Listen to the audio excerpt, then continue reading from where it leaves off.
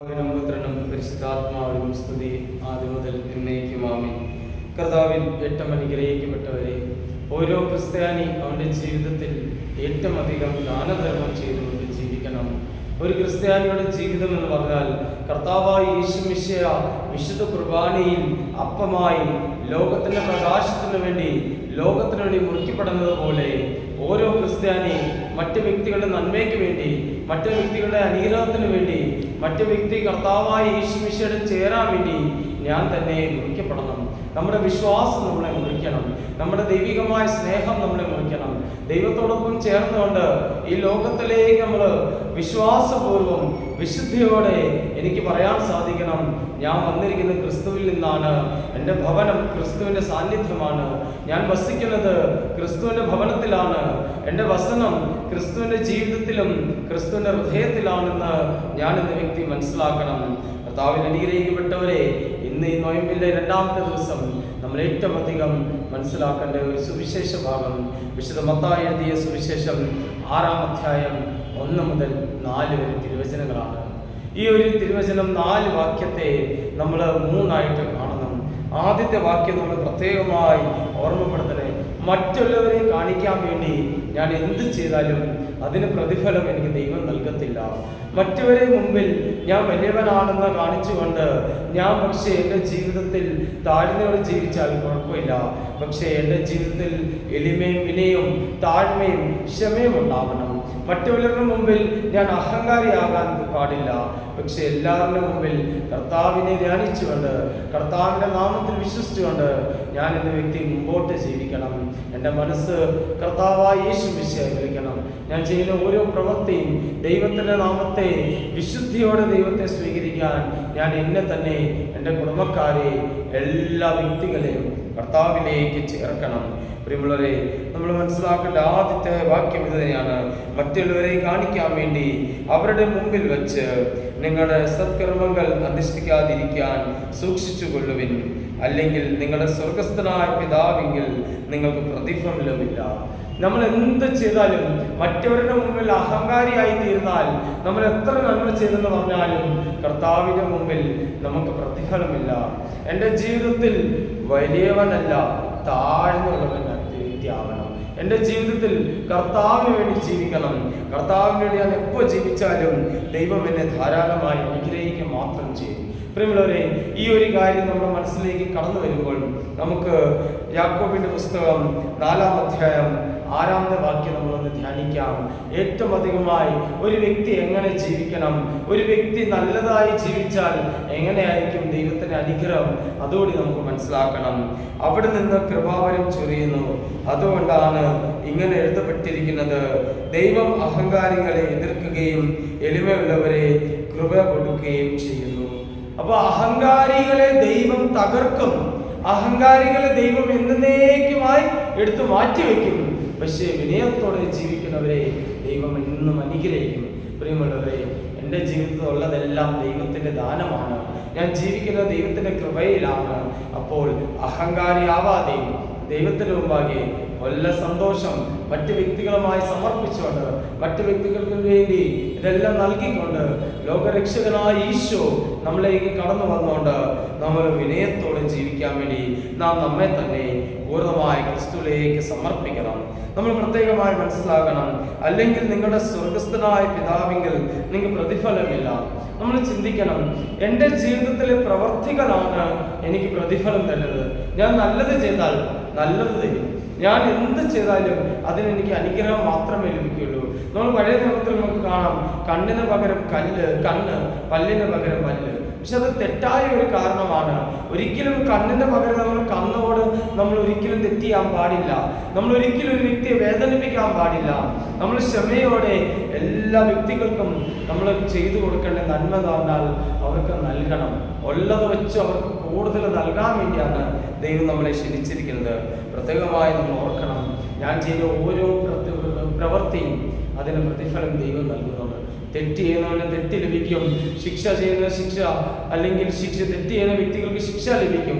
പക്ഷേ നന്മയിൽ ജീവിച്ചാൽ ദൈവം നമ്മളെ കൂടുതൽ അനുഗ്രഹിക്കുകയും കൂടുതൽ ശക്തരാക്കുകയും ചെയ്യും എന്ന് നമ്മൾ വിശ്വസിക്കണം. അടുത്തായിട്ട് പ്രത്യേകമായി നമ്മൾ 2-ാം വാക്യത്തിൽ നമ്മൾ നോക്കുമ്പോൾ, മറ്റുള്ളവരിൽ നിന്നും പ്രശംസ ലഭിക്കാൻ കപടനാട്യക്കാരും സിനഗോഗുകളിലും തെരുവേദികളിലും ചെയ്യുന്നത് പോലെ നിങ്ങൾ വീക്ഷണ കൊടുക്കുമ്പോൾ നിന്റെ മുമ്പിൽ കാഹളം ഒഴുകരുതേ. സത്യമായി ഞാൻ നിങ്ങളോട് പറയുന്നു, അവർക്കും പ്രതിഫലം ലഭിച്ചിരിക്കുന്നു. പ്രിയമുള്ളവരെ, നമ്മൾ മനസ്സിലാക്കണം, നമ്മൾ ഒരാൾക്ക് ഒരു സഹായം ചെയ്യുമ്പോൾ ഒരിക്കലും അത് മറ്റു വ്യക്തികൾ അറിയാൻ പാടില്ല. കാരണം നമ്മൾ ചെയ്യുന്ന പ്രവൃത്തി മനുഷ്യന് വേണ്ടിയല്ല, ആ മനുഷ്യൻ്റെ ഉള്ളിൽ ജീവിക്കുന്ന ദൈവത്തിന് വേണ്ടിയാണ്. അപ്പോൾ ആ ദൈവത്തിന് വേണ്ടി നമ്മൾ നല്ല പ്രവൃത്തി ചെയ്യുമ്പോൾ, ആ ദൈവത്തിൻ്റെ നാമത്തിൽ നമ്മളൊരു അനുഗ്രഹം ചെയ്യുമ്പോൾ, ആ ദൈവത്തിൻ്റെ ഇടയിൽ നമ്മളും അനുഗ്രഹം സ്വീകരിക്കുകയാണ്. ആ വ്യക്തിയും ആ ദൈവത്തിൻ്റെ ഇടയിലും നമ്മൾ നിൽക്കുമ്പോൾ നമുക്ക് ലഭിക്കുന്ന ഒരു അനുഗ്രഹമാണ്. സ്വർഗസ്ഥനായ പിതാവിൻ്റെ നാമത്തിൽ, പുത്രനായ ഈശോയുടെ നാമത്തിൽ, ജീവൻ നൽകുന്ന പരിശുദ്ധാത്മാവിൻ്റെ നാമത്തിൽ ഞാനൊരു പാവപ്പെട്ട വ്യക്തിക്ക് ഒരു നന്മ ചെയ്യുമ്പോൾ, ഈ പിതാവിനെ ഈ വ്യക്തിൻ്റെ ഇടയിൽ ഞാൻ നിൽക്കുമ്പോൾ, ഈ വ്യക്തി യഥാർത്ഥ പിതാവും പുത്രനും പരിശുദ്ധാത്മാവ് ആരാണ് തിരിച്ചറിഞ്ഞുകൊണ്ട് ഈ വ്യക്തിയുടെയും ഈ ദൈവത്തിൻ്റെ ഇടയിൽ നിന്നുകൊണ്ട് ഞാൻ ഒരു അനുഗ്രഹം ചെയ്യുമ്പോൾ, ഈ ദൈവം ഇതേ അനുഗ്രഹം എന്നിൽ കൂടെ കടന്ന് മറ്റു വ്യക്തിയിലേക്ക് ഇറങ്ങിച്ചിരുന്നു. പ്രിയമുള്ളവരെ, നമ്മൾ ഈ നോയമ്പ് കാലത്ത് ഏറ്റവും നല്ലതായിട്ട് ദാനധർമ്മം ചെയ്യുമ്പോൾ, മറ്റു വ്യക്തികൾക്ക് വേണ്ടി നിൽക്കുമ്പോൾ, മറ്റു വ്യക്തികളോടൊപ്പം നിൽക്കുമ്പോൾ നമ്മൾ മനസ്സിലാക്കേണ്ട കാര്യം, നമ്മുടെ ജീവിതത്തിൽ വിശുദ്ധിയോടെ ദാനധർമ്മം ചെയ്തുകൊണ്ട് എല്ലാവരെയും അനുഗ്രഹത്തിലേക്കും കൃപയിലും നമ്മൾ ചേർത്ത് വെക്കണം. നമ്മൾ മനസ്സിലാക്കണം, നമ്മൾ തൂക്കത്തിൻ്റെ പുസ്തകം 12-ാം അധ്യായം 8-9 വാക്യം നമ്മൾ പ്രത്യേകമായി നമ്മൾ ശ്രദ്ധയോടെ കേൾക്കണം. ഉപവാസം, ദാനധർമ്മം, നീതി എന്നിവയുടെ കൂടെ ആകുമ്പോൾ പ്രാർത്ഥന നല്ലതാണ്. ഉപവാസവും ദാനധർമ്മവും ചെയ്യുമ്പോൾ പ്രാർത്ഥനയാണ് നല്ലതാവുന്നത്. പ്രാർത്ഥനയാണ് നമ്മളെ വളർത്തുന്നത്. പ്രാർത്ഥനയാണ് നമുക്ക് കൂടുതൽ സമാധാനവും കൂടുതൽ അനുഗ്രഹവും നമുക്ക് നൽകുന്നത്. ദാനധർമ്മം മരണത്തിൽ നിന്ന് രക്ഷിക്കുന്നു, അത് സകല പാപങ്ങളും തുടച്ചു നീക്കി തരും. പാപം ചെയ്യുന്നവൻ സ്വന്തം ജീവന്റെ ശത്രുവാണ്. അപ്പോൾ നമ്മൾ പാപം ചെയ്താൽ നമ്മൾ നമ്മുടെ ജീവന്റെ ശത്രുവായിരിക്കും. പക്ഷെ നേരെ മറിച്ച് നമ്മൾ മനസ്സിലാക്കണം, ദാനധർമ്മം മരണത്തിൽ നിന്നും രക്ഷിക്കുന്നു, സകല പാപങ്ങൾ തുടച്ചു മാറ്റി തരുന്നു. അത് നമുക്ക് മനസ്സിലാവണം.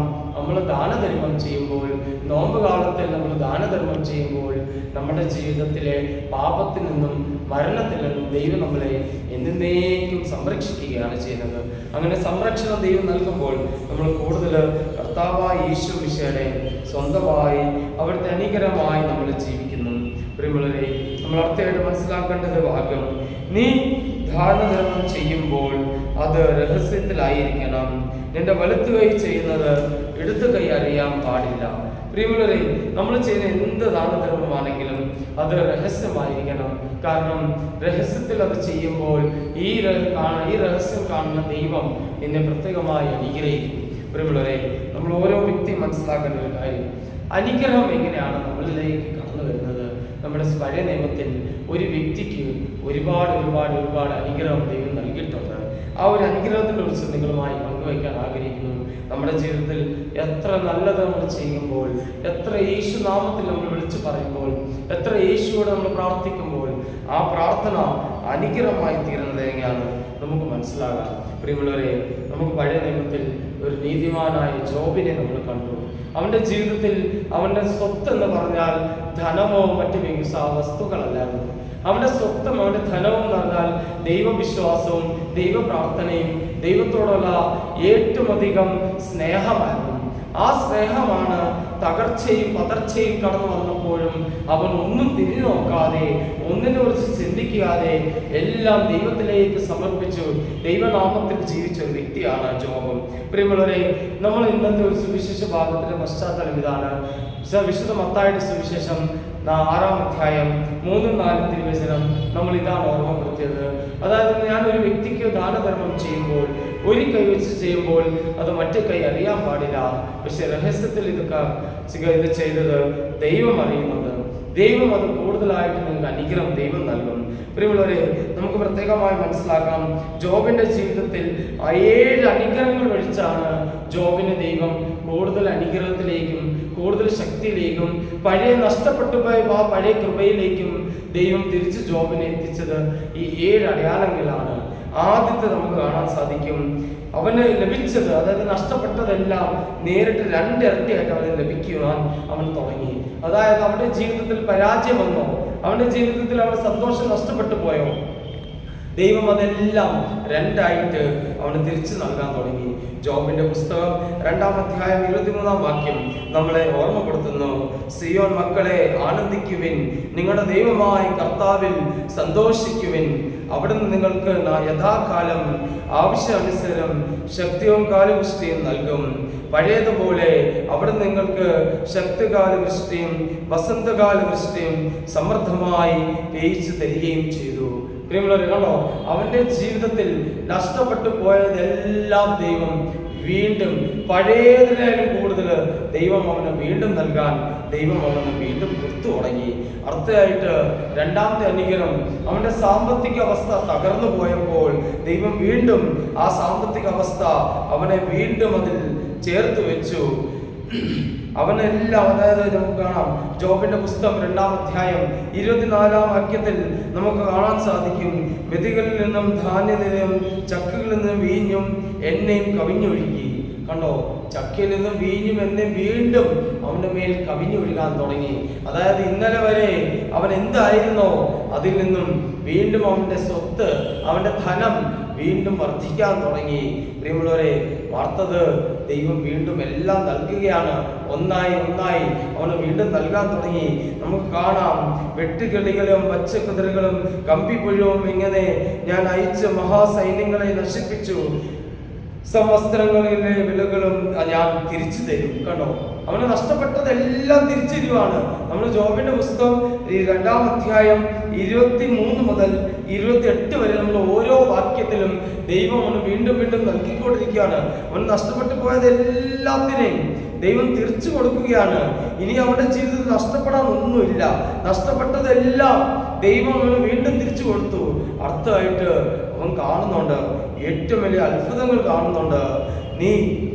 നിങ്ങൾ സമർത്ഥമായി ഭക്ഷിച്ച് സംതൃപ്തിയോടെ നിങ്ങൾക്ക് വേണ്ടി അത്ഭുതങ്ങൾ പ്രവർത്തിച്ച നിങ്ങളുടെ ദൈവമായ കർത്താവിന്റെ നാമത്തെ സ്തുതിക്കുകയും ചെയ്യുവിൻ. എൻ്റെ ജനത്തിന് ഇനി ഒരിക്കലും ലജ്ജയുണ്ടാകില്ല. കണ്ടോ, വീണ്ടും നൽകുന്ന അത്ഭുതം കൊടുത്തുകൊണ്ട് ഇനി നിനക്ക് ഒരിക്കലും ലജ്ജ ഉണ്ടാവത്തില്ല. നിനക്ക് നഷ്ടപ്പെട്ടതെല്ലാം ദൈവം നിനക്ക് തിരിച്ചു തരാൻ പോകുന്നു. ജോബിന്റെ ജീവിതത്തിൽ അവന്റെ ജീവിത പങ്കാളി വരെ പറഞ്ഞു, ആർക്ക് വേണ്ടിയായി പ്രാർത്ഥിക്കണേ, ആ ദൈവത്തെ ശപിച്ചുകൊണ്ട് തനിക്ക് മരിച്ചൂടെ, അവന്റെ ലജ്ജ ഉണ്ടായി. പക്ഷേ ദൈവം അവനെ വീണ്ടും ഉയർത്തി. ദൈവം വീണ്ടും അവനെ അനുഗ്രഹത്തിലേക്കും വീണ്ടും ആ സ്വർഗീയ കൃപയിലേക്കും അവനെ ചേർത്ത് വെച്ചപ്പോൾ നമുക്ക് കാണാൻ സാധിക്കും, അവന്റെ ജീവിതത്തിൽ ദൈവം അത്ഭുതം നൽകി. അവന്റെ ധാന്യങ്ങൾ വർദ്ധിച്ചു കൊടുത്തു. അവന്റെ സാമ്പത്തികമായ ബുദ്ധിമുട്ട് എന്നേക്കുമായി ദൈവം അകറ്റി കൊടുത്തു. ഇതിനെല്ലാം മഹോന്നതമായ ഒരു കാര്യം, അവന്റെ ഉള്ളിൽ നിന്ന് നഷ്ടപ്പെട്ടു പോയ ആ ദൈവകൃപ അവന് വീണ്ടും ലഭിച്ചു. നഷ്ടപ്പെട്ടു പോയ ദൈവകൃപ, ഞാൻ ഇസ്രായേലിന്റെ മധ്യേ ഉണ്ടെന്നും കർത്താവായ ഞാൻ നിങ്ങളോട് ദൈവമാണെന്നും ഞാൻ അല്ലാതെ മറ്റൊരു ദൈവം ഇല്ലെന്ന് അപ്പോൾ നിങ്ങൾ അറിയും. എൻ്റെ ജനത്തിന് ഞാൻ ഒരിക്കലും ലജ്ജിക്കേണ്ടി വരികയില്ല. കണ്ടോ, ദൈവത്തിന്റെ സാന്നിധ്യം, ഇസ്രായേലിന്റെ ദൈവമാണ് നിങ്ങളോട് കൂടെയുണ്ട്. നിങ്ങൾ ഒരിക്കലും ലജ്ജിക്കേണ്ടി വരത്തില്ല. ഒരിക്കലും നിങ്ങൾക്ക് തകർച്ച ഉണ്ടാകത്തില്ല. നിങ്ങളുടെ ജീവിതത്തിൽ ഒരിക്കലും നാശം ഉണ്ടാകത്തില്ല. നിങ്ങളെ ഉയർത്താൻ തന്നെയാണ് ദൈവം കടന്നു വന്നിരിക്കുന്നത്. പ്രിയമുള്ളവരെ, അർത്ഥമായിട്ട് നമുക്ക് കാണാം, കുടുംബം അനുഗ്രഹിക്കപ്പെട്ടു. കുടുംബത്തിലെ എല്ലാ സങ്കടങ്ങളും എല്ലാം ദൈവം എന്നേക്കും മാറ്റിക്കളഞ്ഞുകൊണ്ട് ദൈവം കൂടുതൽ അനുഗ്രഹം ജോബിന് വീണ്ടും തന്നു. അന്ന് ഇങ്ങനെ സംഭവിക്കും, എല്ലാവരുടെ മേൽ എൻ്റെ ആത്മാവിനെ ഞാൻ വർഷിക്കും. നിങ്ങളുടെ പുത്രന്മാരും പുത്രിമാരും പ്രവചിക്കും. നിങ്ങളുടെ വൃദ്ധന്മാർ സ്വപ്നങ്ങൾ കാണും. യുവാക്കൾക്ക് ദർശനങ്ങൾ ഉണ്ടാകും. പ്രിയമുള്ളവരെ, ദർശനം വരെ ദൈവം ജോബിന്റെ മക്കൾക്കും എല്ലാ വ്യക്തികൾക്കും നൽകാൻ പോകുന്നു. പ്രിയമുള്ളവരെ, നമ്മുടെ ജീവിതത്തിൽ തകർച്ചകൾ വരുമ്പോൾ എല്ലാം ദൈവത്തിന്റെ അനുഗ്രഹത്തിന് വേണ്ടി പ്രാർത്ഥിക്കുക. ദൈവം കൂടുതലായി നമുക്ക് ശക്തി നൽകും. അർത്ഥമായിട്ട് ഏറ്റവും വലുത് വിടുതൽ നൽകും. എല്ലാ ബന്ധനത്തിൽ നിന്നും, എല്ലാ പാപത്തിൽ നിന്നും, എല്ലാ രോഗത്തിൽ നിന്നും നമുക്ക് വിടുതൽ നൽകാൻ പോകുന്നു കർത്താവായ യേശുമിശിഹാ. നമുക്ക് കാണാം ജോബിന്റെ പുസ്തകം 2-ാം അധ്യായം 32-ാം വാക്യം നമ്മൾ ഓർമ്മപ്പെടുത്തുന്നു, കർത്താവിന്റെ നാമം വിളിച്ചപേക്ഷിക്കുന്നവർക്ക് രക്ഷ പ്രാപിക്കും. കർത്താവ് അരുളി ചെയ്തതുപോലെ കാലം സിയോൻ പർവ്വതങ്ങളിലും ജെറുസലേമിലും രക്ഷപ്പെടുന്നവരും കർത്താവ് വിളിക്കുന്നവർ അത് ജീവിക്കും. കർത്താവിന്റെ വിളി സ്വീകരിച്ചാൽ നമ്മൾ ജീവിക്കും. നമുക്ക് വിടുതൽ നൽകിക്കൊണ്ട് എല്ലാ ബന്ധനത്തിൽ നിന്നും, എല്ലാ രോഗത്തിൽ നിന്നും, എല്ലാ ശാപത്തിൽ നിന്നും, കുടുംബജീവിതത്തിന്റെ തടസ്സത്തിൽ നിന്നും, നമ്മുടെ മക്കളുടെ ജീവിതത്തിലുള്ള പ്രശ്നത്തിൽ നിന്നും എല്ലാത്തിനും ദൈവം നമുക്ക് വിടുതൽ നൽകിക്കൊണ്ട് ദൈവം കൂടുതൽ നമ്മളെ അനുഗ്രഹിക്കാൻ പോകുന്നു. പ്രിയമുള്ളവരെ, നമ്മൾ നോയമ്പിന്റെ സമയത്തിൽ ഈ 2-ാമത്തെ ദിവസം ചെയ്യേണ്ട ഒരേ ഒരു കാര്യം ദാനധർമ്മം ചെയ്യുക, കർത്താവിന് വേണ്ടി മുറിക്കപ്പെടുക. കർത്താവിന്റെ ജീവിതത്തിന് വേണ്ടി നമ്മുടെ ജീവിതവും, നമ്മുടെ ശരീരം, നമ്മുടെ മനസ്സ് ഇതിനൊന്നും നോക്കാതെ കർത്താവിലേക്ക് സമർപ്പിച്ചാൽ സ്വർഗത്തിന്റെ അനുഗ്രഹവും സ്വർഗത്തിന്റെ സമാധാനം ഓരോ കുടുംബവും ഈ നോയമ്പ് അനുഗ്രഹത്തിന്റെ നോയമ്പും സമാധാനത്തിന്റെ നോയമ്പായി തീരാൻ വേണ്ടി നമുക്ക് സർവശക്തനായ ദൈവത്തോട് പ്രാർത്ഥിക്കാം. ദൈവം അനുഗ്രഹിക്കട്ടെ. പിതാവിനും പുത്രനും പരിശുദ്ധാത്മാവിനും സ്തുതി, ആദിമുതൽ എന്നേക്കും ആമേൻ.